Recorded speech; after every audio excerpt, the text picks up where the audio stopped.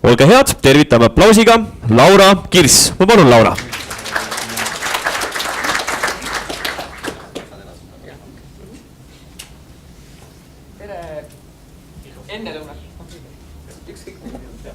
Tere ennelõunat kõigile ka minu poolt.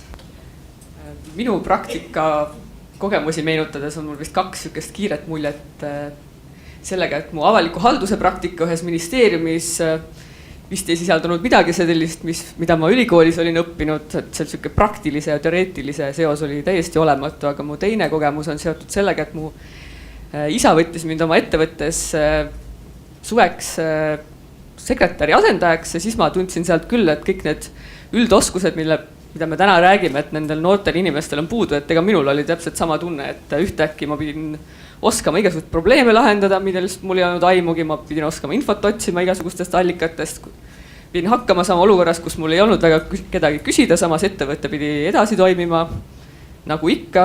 Ma tundsin, et ma ei osanud ka väga hästi suhelda, et kuidagi kui keegi helistas, siis äkki ma ei osanud isegi mitte midagi normaalselt vastu öelda, vaid midagi pudisesin ja üldse kuidagi väga halb ja ebamugav oli, aga järgmine aasta juba oli oluliselt parem ja kuidagi tundsin, et tegelikult oli päris kasulik ja õppisin päris palju üht-teist ja sain ka siukse väikeettevõtte toimimise loogikast palju teada ja et kus tegelikult ettevõtted väga ei huvitanud, et ma midagi ei oska, et pidin lihtsalt hakkama saama. Aga siis täna räägime sellest, et kuidas see praktika pool kutsehariduses siis ettevõtte vaates välja näeb.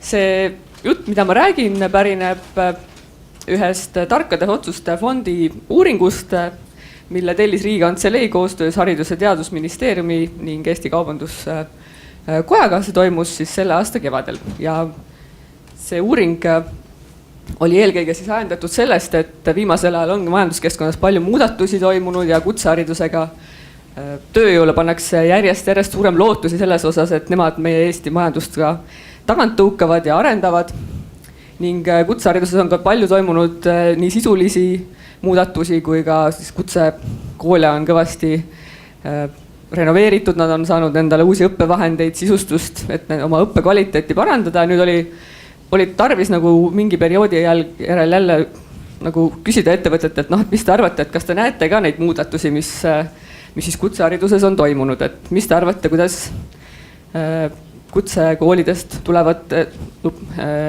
õpilased on, et kas nende oskused ja teadmised vastavad teie ootustele. Nii täpsemalt siis oligi selle uuringu eesmärk välja selgitada, et kuidas siis Eesti erasektori tööandjad hindavad kaasaegse kutseharidusliku ettevalmistuse saanud töötajate kompetentside vastavust töökohal nõutavaga ning millised nende ootused on üldse Eesti kutseharidussüsteemile. See uuring sisaldas väga palju erinevaid teemasid ja küsimusi, mida me ettevõtete käest küsisime. Ma täna noppisin välja konkreetselt praktika jupid sellest analüüsist. Kuidas uuring tehti? Sellel uuringul oli mitmeid erinevaid osasid, vaatasime välisriikide kogemusi, vaatasime varasemaid Eesti uuringuid, rääkisime mõnede ettevõtetega silmast silma fookusrühmade abil või kaudu, et need fookusrühmad toimusid meil nendes valdkondades ja sektorites, kus kõige rohkem on viimasel ajal kutsekoolidest õpilasi tulnud. Neid oli 6, ehk siis ehitus, metallitööstus, puidu- ja mööblitööstus, primaarsektor, autoteenindus ja majutus ja hotelli valdkond. Ja siis natuke me rääkisime ka kooli esindajatega juurde selleks, et mitte jätta üldse muljet, et me nendes küsimustes üldse koolivaadet ei käsitleks, et me siin Arnold Pastaki juures käisin ka rääkimas ise. Ja siis põhiosa sellest, millest ma täna räägin, on see, et me siis küsitlesime ettevõtteid, saatsime see neile veebiküsimustiku ka ankeedi, kus nad siis pidid vastama, mida nad arvavad erinevates teemades.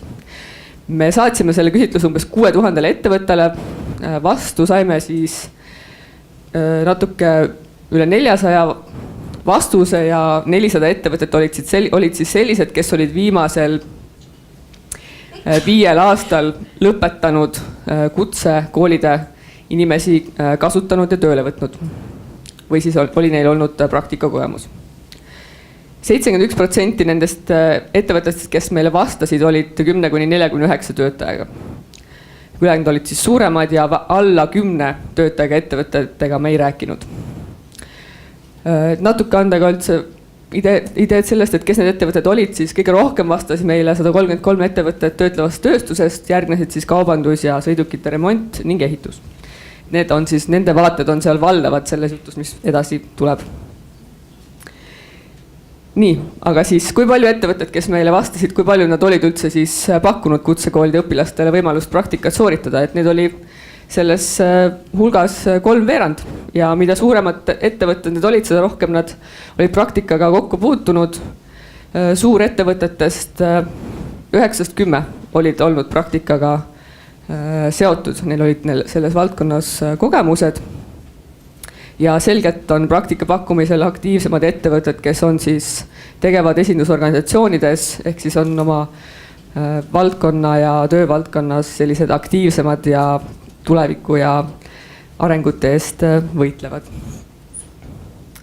Ja huvitav oli see, et 16 ettevõtteid olid siis sellised, kes olid küll kasutanud kutsehariduse tööjõudu, kuid ise nad ei olnud praktikat pakkunud. Võime lõunapausi ajal arutada, et kas see on suur või väike number.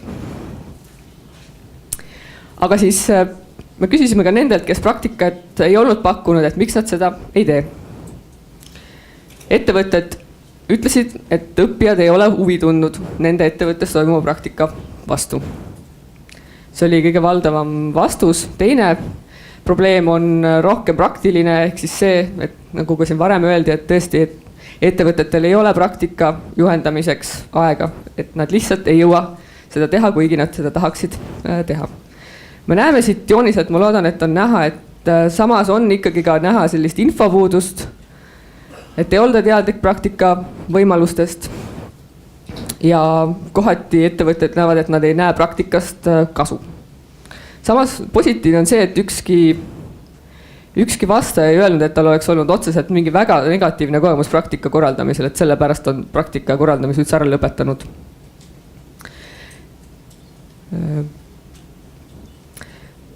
Üks 10 ettevõttest ütles, et praktika on ettevõtte jaoks kulukas ja 14% ütlesid, et pärast tuleb see natuke ka rohkem esile, et ettevõtte asukoht on sihuke, kuhu õpilased justkui ei saa kohale või sinna on keeruline tulla. Aga milline on siis praktika kasu ettevõttele? No, ilmselge vastus on see, et tõesti praktika on uute töötajate leidmise koht, seda arvasid 78% ettevõtteid ja ma arvan, et see on väga hea tulemus ja ka väga loogiline. Samas pooled ettevõtted ei vaata ilmselt ainult enda töötajate oma ettevõtte vaates ainult seda, et nad ei käsitle seda teemat nii kitsalt, vaid ütlevad, et nad arvavad, et kompetentse tööjõu olemasolu Eestis on nende südameasi, olenemata sellest, kuhu need õppijad siis tööle lähevad. Ja 40%, et praktika on võimalus selleks, et just nimelt nagu mina, et asendada mõnda puudu olevat töötajat või just võtta lisatööjõudu kiirel ajal. Nii, aga me küsisime ka seda ettevõtetelt, kas nad peavad praktikante üldiselt väärtuslikeks ja tahavad neid võtta, et kas see väljendub ka tegelikult kõige otsemalt selles rahas, et kas praktikandile makstakse ka tasu. Et ettevõtete endi sõnul, nad ütlevad, et nad 43% maksavad tasu midagigi. 35% ütlesid, et maksavad, kui töö on hästi tehtud. Ma ei tea, kas see üllatab teid või mitte, aga nii ettevõtted meile vastasid. Et nemad oma teada on praktikante kõvasti rahaliselt tunnustanud. Siis me küsisime ettevõtetelt väga erinevate selliste praktikat puudutavate tegurite kohta, et millised nende arvamused on erinevates küsimustes. Ja siit võib-olla joonistub välja selline pilt, mis on, ütleme, tavaline selliste küsitluste puhul, et üldiselt endas vigu ei nähta, vaid pigem on mure selles, mida teine pool võiks paremini teha. Et no üldiselt me siit näeme ka seda, et ettevõte ütleb, et jaa, me pakume praktikandile sobivaid tööülesandeid, meil on sobivaid juhendajad, kõik on praktikaga suhteliselt selge. Kehvem on see, mis toimub koolis. Et koolipoolsed juhendajad ei tunne huvi selle vastu, mis meil siin toimub. ja praktikantide oskused on nigelad. Et eks see selle sama küsimus on, mis siin ka eelpool läbi käis, et seda suhtlust on vähe ja siis kui see suhtlust kooli ja praktikaasutuse vahel on vähe, siis kõigile tundub, et ilmselt asi on teistes. No üks küsimus, mis siit ka sellest tööst üldiselt välja tuli, on see praktika motivatsiooni küsimus, et ettevõtted näeksid, et nendel noortel natuke rohkem silmad säraks selles suhtes, et mida nad seal praktikal teevad ja oleksid natuke rohkem innustunud sellest, mis seal praktikas toimub. Noh, teine pool on muidugi jälle see, et kui praktikant ütleb, et ta ei saagi teha sellist tööd, mida ta koolis õppis või seda tööd või neid teadmisi rakendada, mida talle kool õpetas, siis ongi motivatsiooniga halvasti. Ja kui me vaatame siia kõrvale meie ühte varasemat uuringut, mis küsiski vilistlaste käest, et mis oli nende jaoks suurim probleem nende õpingute jooksul ja praktika puhul, siis nad ütlesidki seda, et tööülesannete ja koolis õpitu ei langenud eriti kokku. Et see on selline mosaiikpilt, kus siis need erinevad killud hästi kokku ei jookse. Et ühelt poolt igaüks ütleb, et temaga on hästi, aga et teised võiks ennast natuke rohkem parandada. Siin mul on illustratsiooniks toodud ka mõned konkreetsemad mured erinevatest sektoritest, et näidata seda, et tõesti ega see pilt, mis siin avaneb, on selline üsna süke lai koondvaade sellest, mida ettevõtted ütlesid, et siin on natuke nüüd lähivaated mõnda valdkonda. Autoteeninduse ettevõtted ütlevad, et nende tublimad ettevõtted on koondunud suurematesse keskustesse ja seetõttu on võimalused praktika sooritamiseks muudes piirkondades väljaspool suuremaid linnu õpilaste jaoks üsna nigelad. Ja seetõttu nad näevad ka seda, et kuidas praktikantide või tulevaste töötajate oskused väga palju erinevad. Autoteeninduses rõhutati väga palju heade spetsialistide konkurentsikartust ehk seda, et juhendaja ei taha välja koolitada enda asemele võimalikku tulevat inimest. Et ta ei tahagi seda inimest välja õpetada, sest äkki ta võtab tema töö ära. Ja autoteeninduses toodi veel esile, et nad tunnevad, et praktikante on keerulisem leida ikkagi vähem atraktiivsetele erialadele, näiteks nad tõid välja veoautode remondi.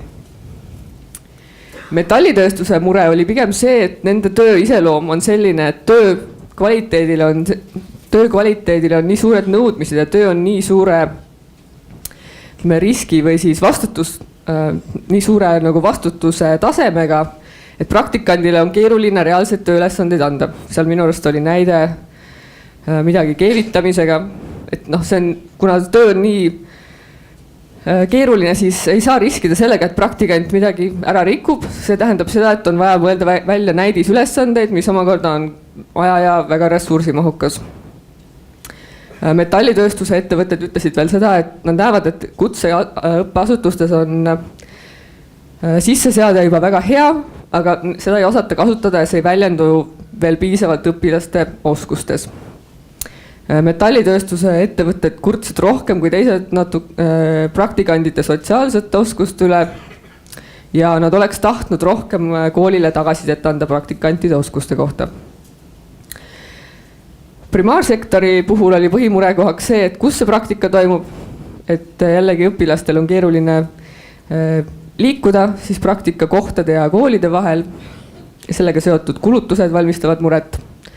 Ehituses, seal on üldse majanduskeskkond praegu niivõrd segane, et seal olid tööandjad hästi sellised ebakindlad, aga et nad tõid välja, et töötajate ülesostmishirm ei motiveeri siis tööandjad praktika arendusse panustama, ehk jällegi oli tunne, et kellegi teise heaks võivad need praktikasse panustatud tunnid minna. Puidu- ja mööblitööstuses öeldi, et raskusi on praktikantide leidmisega, vähe on koolide ja noorte huvi ja ettevõtete asukoht ehk siis tööstusparkide tekke on toonud kaasa selle, et vähem kindlustatud peredest noored ei saa sinna praktikaettevõttesse kohale.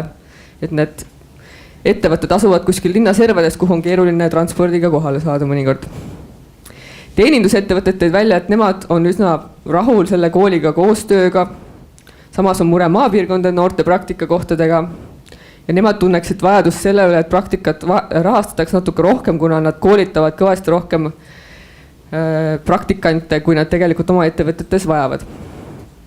ja ka nemad samas ikkagi veel tunnevad rohkem huvi selle vastu, et kool võiks veel rohkem küsida, et mis teil see praktikal toimub ja kuidas läheb. Mõned praktikakorralduse ettepanekud. Et kuna see on jälle tööandjate vaade, siis loomulikult nad tahaksid, et nende juurde tuldaks rohkem koolide poolt, tutvustatakse praktika võimalusi.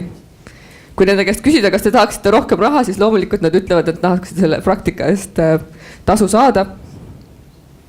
Samas, kuna enne ma tõin välja seda, et niisugust suhtlust koolide ja ettevõtete vahel on vähe, siis ka see, et nad arvavad, et praktika eesmärgid võiksid olla selgemad ja arusaadavamad, ma arvan, väljendub selles, et ikkagi peaks veel rohkem kokku saama ja infot vahetama selles suhtes, et mis seal praktikal toimub. Mis veel välja võtta? Et ettevõtted ise arvavad, et nad ei peaks rohkem praktikaga kohti pakkuma. Ilmselt nad tunnevad, et nad juba pakuvad seda, aga et huvi võiks olla rohkem koolide ja õpilaste poolt. Ja veerand ettevõtteid arvavad tõesti, et ka praktikajuhendajad tuleks koolitada. Nii, lõpetuseks. Kogu selle uuringu taustal ja selle praktika teema puhul tuli välja seda, et üldiselt õpilaste spetsiifilisi tööoskusi hinnatakse päris kõrgelt. Ja ettevõtted on arvestanud sellega, et kõike ei olegi võimalik koolis õpetada ja mingisuguseid oskusi tuleb ettevõttes koha peal lihvida, täpsustada, edasi arendada. Ettevõtted sellega on üldiselt arvestanud, aga ettevõtted ei taha olla selle sama kasvatustöö tegijad. Nad tunnevad, et nad ei jaksa olla nii-öelda lastekasvatajad, lapsevanemad, nad vaatavad selles osas koolide otsa. Arusaadavalt koolid ütlevad, et nendel on vähe aega, et õpilasi selleks ette valmistada, ütlevad, et jah, juba varasem üldhariduskool on siin tegemata jätnud üht-teist. Aga et ma arvan, väga positiivne on see, et praktika on selge värbamise vahend. See on suurepärane võimalus ettevõtte välja selekteerida need inimesed, keda ta tahab enda ettevõttesse hiljem tööle saada või võtta. Mure koha pealt võib-olla selline tõesti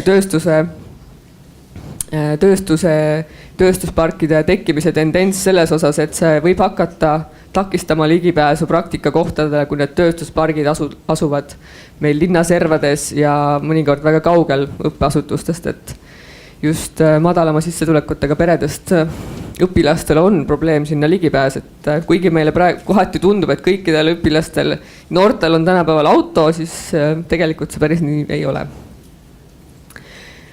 See oli minu poolt nüüd kiire läbikappamine nendest põhilistest praktika teemadest ja tulemustest, et kellel on rohkem huvi terve uuringu vastu või siis ka lugeda põhjalikumalt praktika kohta, et siis Praxise kodulehelt leiate selle uuringu üles, kui ei leia, andke mulle teada, näitan otsa kätte. Aitäh teile!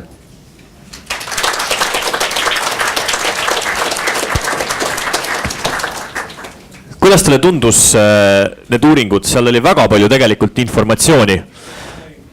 Et kas on küsimusi? Äkki enne kui veel lõunale lähme, kas on Laurale küsimusi siin kohal? Seal oli nii palju infot, et ma kohe ei jõudnud isegi kõik üles kirjutada. See oli väga loomulikult, me mingisuguseid üldistusi saame teha, kui tõesti 400 ettevõtet sellele vastas. Aga mis minule isiklikult sealt läbi kumas oli see, et vana hea eestlaste iseloom. Et ma ajan oma asju ja mis ma seal teistega ikka räägin ja et meie teeme ikka paremini kui teised ja minu meelest see kumab nagu kõikides valdkondades läbi, olgu see ettevõtlus, olgu see, ma ei taha kellegile kivi kapsaada visata, aga me oleme kõik samasugused, aga me teeme samu vigu. Uued inimesed teevad kogu aeg neid samu ja vanu vigu. Ehk siis tuleb lihtsalt rohkem suhelda, kui tundus seda tõlgendada neid statistikat. Ja samamoodi ka noored samamoodi. Nii et kas Laura lõuna ajal on võimalik sinuga ka rääkida teistel, kellel on soovi? Ja ma olen natuke aega siin söön, et võib vabalt küsima tulla isegi, kui mul suud on täis. Saab ei jah küsimusi küsida. Aga kas on siinkohal küsimusi veel? Kui ei, siis suured tänud selle väga, väga hea ja informatiivse ettekande eest. Teeme aplausi veel kord. Aitäh, Laura Kirs!